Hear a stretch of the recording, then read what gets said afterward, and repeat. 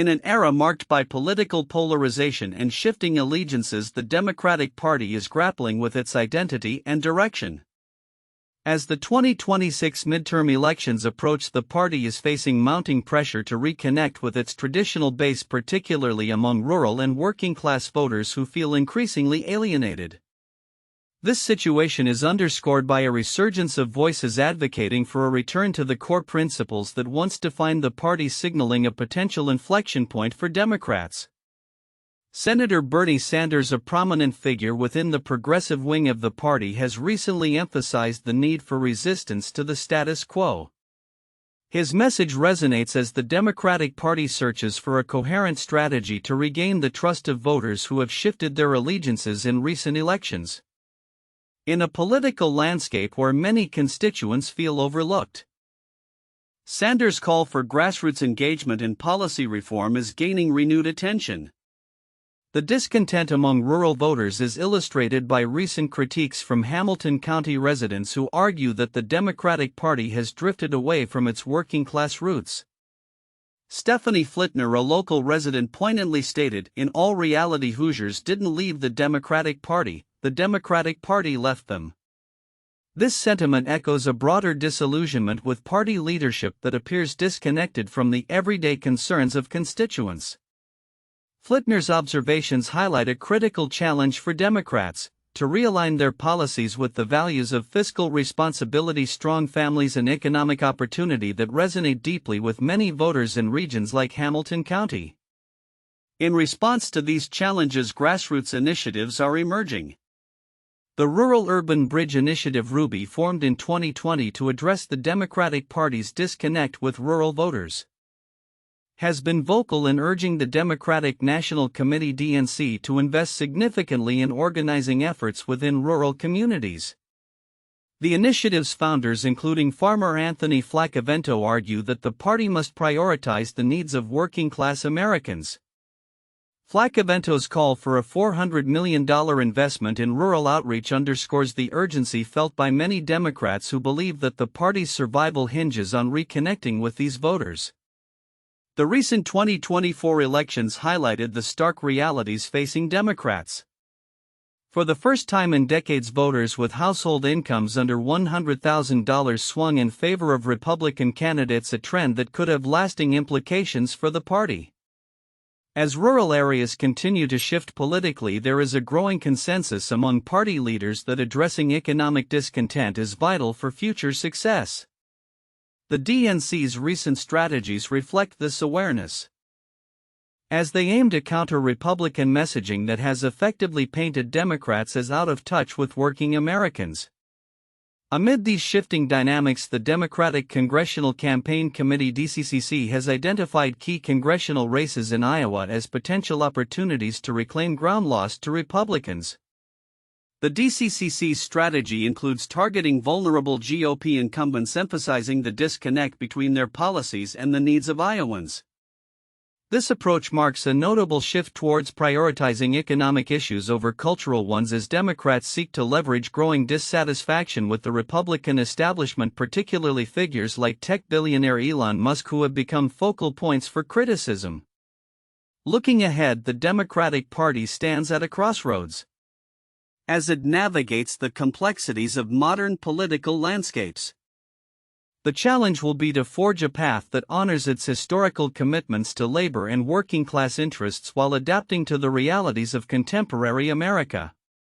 With increasing urgency for reform and a clear demand for authentic representation, the coming months will be crucial for Democrats aiming to restore their relevance and resilience in a rapidly changing political environment.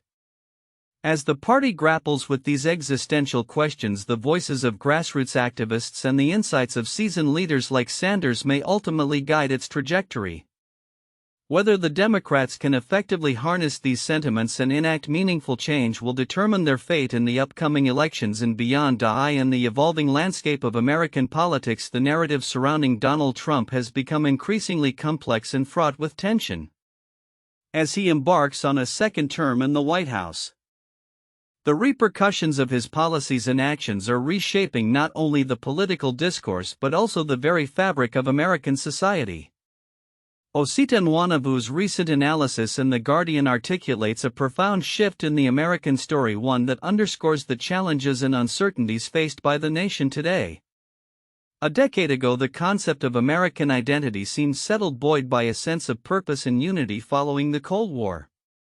The election of Barack Obama in 2008 was seen by many as a culmination of progress in American values and ideals. However, the rise of Trump, beginning with his promotion of birtherism, marked a turning point.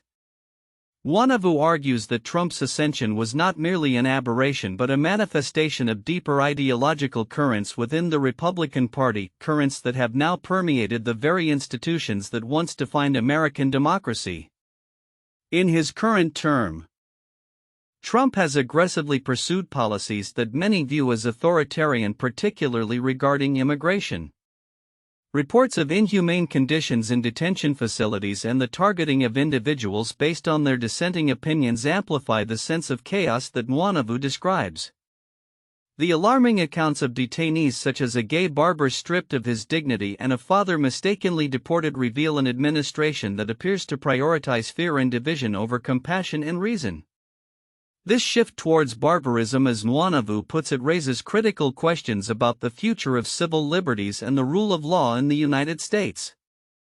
The broader implications of Trump's policies extend into the economic sphere as well. Amidst a backdrop of rising tariffs and escalating trade wars, Trump has sought to reassure anxious markets with his characteristic bravado. "Be cool. Everything is going to work out well," he proclaimed in response to the plummeting stock market.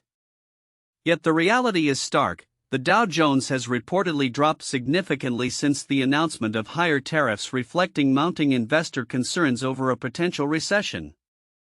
Trump's approach, characterized by impulsive decision-making and a disregard for established norms, raises fears about the stability of the U.S. economy and its global standing. As Nwanavu highlights, the ideological roots of Trump's presidency are deeply entwined with the Republican Party's long-standing commitment to maintaining a social hierarchy that favors the privileged. This reflects a broader societal struggle between the forces of regression and those advocating for an inclusive democracy. The choice presented to the American populace, as articulated by Nwanavu, is stark: either succumb to national disintegration under the weight of Republican extremism or strive for a future where political and economic power is equitably distributed. Compounding these challenges, the Democratic Party is gearing up for the 2026 midterms with a focus on reclaiming power from what they deem vulnerable Republicans like U.S. Representative Andy Ogles. The Democratic Congressional Campaign Committee has identified Ogles as a target, emphasizing the need to hold him accountable for policies that allegedly harm constituents.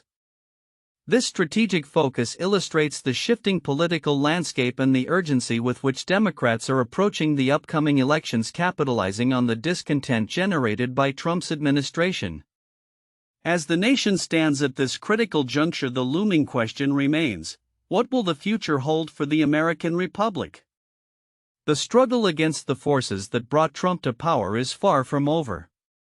With each passing day, the imperative to confront these ideologies becomes more pressing, and the responsibility to safeguard the principles of democracy falls to all who cherish the ideals upon which the nation was founded. The current political climate serves as a reminder that the fight for a more just and equitable society is ongoing, and that the choices made today will reverberate through history. In a significant political development, Texas Attorney General Ken Paxton has officially announced his candidacy for the U.S. Senate, setting the stage for a high-stakes primary battle against incumbent Senator John Cornyn. This contest, which is expected to be one of the most fiercely contested Republican primaries in recent Texas history, reflects a broader power struggle within the Texas GOP, pitting Paxton's hardline socially conservative faction against the more business-oriented establishment wing represented by Cornyn. Paxton's announcement, made during an appearance on Fox News, emphasized his desire for a change in Texas, criticizing Cornyn's 2 decades of service in the Senate as lacking in tangible results. We have another great U.S. Senator, Ted Cruz, and it's time we have another great senator that will actually stand up and fight for Republican values, Paxton asserted, positioning himself as a champion of the Trump-aligned base that remains influential in Texas politics. The implications of Paxton's bid are considerable. If successful, he would not only challenge the status quo within the Texas GOP but also potentially reshape the party's future direction. Cornyn, a veteran politician who has historically fended off challengers from the right, now faces serious opposition amid growing tensions over his support for military aid to Ukraine and his cautious stance on Trump's re-election prospects. His campaign has labeled Paxton a fraud, suggesting that the Attorney General's tumultuous legal history, including impeachment proceedings and allegations of corruption, undermines his candidacy. Polling indicates a competitive race ahead, with a January survey from the University of Houston showing 36% of GOP primary voters favoring Paxton compared to 32% for Cornyn. Notably, Paxton enjoys stronger approval ratings among conservative voters, with a February poll revealing a 62% approval rating among this critical demographic compared to Cornyn's 45%. This support could prove vital, as turnout in primaries is often driven by the most engaged party members. As both candidates prepare for the upcoming primary election, the pivotal question remains whether former President Donald Trump will endorse one of them. Trump's backing has been crucial for many GOP candidates in Texas, and Paxton's close ties to the former president, marked by past endorsements and support during his impeachment, could play a decisive role in shaping voter sentiment. With the political landscape in Texas evolving rapidly, the outcome of this primary contest could have far-reaching consequences, not just for the candidates involved but also for the Republican Party nationally. As they gear up for the battle ahead, the implications of Paxton's candidacy and Cornyn's response will be closely watched, signaling potential shifts in party loyalty and voter alignment in one of the nation's most influential states. The 2026 Senate race is shaping up to be a defining moment in Texas politics, underscoring the ongoing struggle for the soul of the Republican Party as it navigates an increasingly polarized landscape. In a crucial moment for fiscal policy, the Congressional Budget Office (CBO) has presented its budget request for fiscal year 2026, seeking $75.8 million in appropriations. This request, articulated by CBO Director Philip L. Swagel during a testimony before the U.S. House of Representatives Appropriations Committee, highlights the increasing demands placed on the agency as it strives to meet the needs of Congress in a complex economic environment. The proposed budget marks an increase of $5.8 million, or 8.2% compared to the previous year, with a significant portion allocated to personnel costs. Specifically, 86.6% of the requested funds will go towards salaries and benefits, 9.8% will be dedicated to information technology improvements, and the remaining 3.6% will cover training and operational supplies. This budget is not merely a request for additional funds but a strategic plan to bolster the agency's capabilities in response to growing legislative demands and cybersecurity threats. A notable aspect of the budget increase is the plan to expand CBO's workforce from 270 to 285 employees. According to Swagel, the expansion will enable the CBO to better fulfill its responsibilities under the Congressional Budget Act, particularly in areas of heightened legislative interest, including healthcare, border security, and economic policy analysis.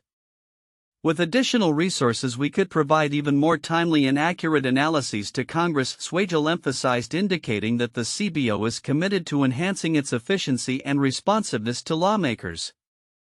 Of the new positions, 9 will enhance the agency's ability to analyze healthcare programs and immigration dynamics, while others will bolster technical assistance and IT security. The CBO is prioritizing improvements to its cybersecurity measures, particularly through the implementation of a zero-trust architecture designed to safeguard sensitive data and ensure robust operational integrity. As Swagel noted, upgrading our IT infrastructure is critical not only for operational efficiency but also for protecting the integrity of our analyses. The CBO's budget request comes at a time of intense scrutiny regarding federal spending and economic policy. In the past year, the agency published approximately 1,100 cost estimates and responded to thousands of technical assistance requests from congressional committees. As lawmakers gear up for significant legislative initiatives, the demand for CBO's analysis is expected to grow even further, underscoring the need for enhanced resources. Meanwhile, across the Capitol, House Republican leaders are grappling with internal dissent as they attempt to advance a budget resolution that aligns with President Trump's agenda of tax cuts and increased spending.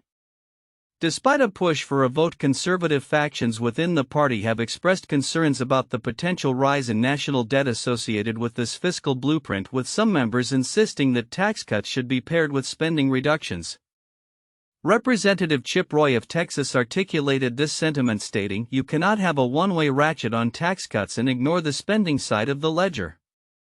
As the Republicans seek to navigate these internal divisions, the CBO's request for appropriations reflects a broader theme in American fiscal policy: the necessity for data-driven decision-making amidst an increasingly polarized political landscape. The agency's ability to analyze and communicate complex economic issues will be critical as Congress debates this contentious budget and the implications of Trump's proposed tax cuts. In addition to its budgetary requests, the CBO is also advocating for improved access to data and additional authorizations, including a childcare benefit for its employees, which could enhance recruitment and retention efforts. These initiatives are aimed at ensuring that CBO can continue to provide high-caliber analysis as it faces evolving legislative needs. As the fiscal landscape continues to shift, the CBO's strategic budget request is poised to play a pivotal role in shaping congressional decision-making. With its focus on expanding analytical capabilities and protecting sensitive information, the agency is positioning itself to remain a vital resource for lawmakers navigating the complexities of federal budgeting and economic policy. Looking ahead, the intersection of CBO's resources and congressional priorities will undoubtedly influence the trajectory of U.S. fiscal policy in the years to come. In a notable shift in judicial strategy, the U.S. Supreme Court has recently adopted a more cautious approach in handling cases related to President Donald Trump's executive orders. This shift has raised eyebrows, particularly as it unfolds against the backdrop of Trump's ongoing challenges to judicial authority and legitimacy. As the court navigates a politically charged landscape, its decisions reflect an effort to sidestep direct confrontation with the executive branch while grappling with significant constitutional questions. Historically, the Supreme Court under Chief Justice John G. Roberts Jr. has not shied away from bold interpretations of the law, evidenced by landmark rulings that have reshaped campaign finance, voting rights, and reproductive rights. However, as legal challenges to Trump's expansive use of executive power have begun to surface, the court's recent rulings have been marked by a distinct reluctance to engage with the broader implications of these cases. Instead, the justices have opted for narrow technical decisions that allow them to sidestep contentious issues. A recent ruling exemplifies this cautious approach. The court determined that Venezuelan migrants who contested their deportation to a notorious prison in El Salvador had filed their lawsuits in the wrong jurisdiction. This ruling did not address the substantive legal issues at play, a pattern that critics argue reflects an unwillingness to confront the administration's actions head-on. The risk of error increases when this court decides cases on bare-bones briefing, no argument, and scarce time for reflection. Justice Elena Kagan noted in a recent dissent advocating for the normal appellate process over hastily issued emergency orders. The implications of this judicial retreat are significant. Critics, including law professors and legal analysts, suggest that the court's reluctance to make definitive rulings on the legality of Trump's executive orders could embolden further overreach by the administration. Michael Dorf, a law professor at Cornell, highlighted how the administration's litigation strategies have often relied on procedural technicalities to evade substantive scrutiny, potentially undermining the rule of law. As Chief Justice Roberts navigates this complex landscape, he faces a balancing act, maintaining the court's legitimacy while protecting its authority from an increasingly combative executive branch. In a statement responding to calls for impeaching judges who rule against the administration, Roberts emphasized the established principle that impeachment should not be a remedy for disagreement over judicial decisions. The court's recent actions have sparked a broader conversation about judicial accountability and transparency. The majority opinions in these emergency rulings have often been ensigned a practice that raises questions about accountability and the court's willingness to engage with its own precedents. Justice Ketanji Brown Jackson, in a dissenting opinion, pointed out that the lack of a clear judicial record diminishes the court's historical accountability, leaving future generations with less understanding of the court's reasoning during this contentious period.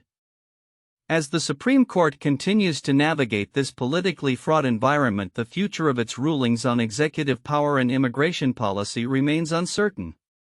With significant challenges to the Trump administration's actions still pending, observers are keenly watching how the court will address these issues moving forward.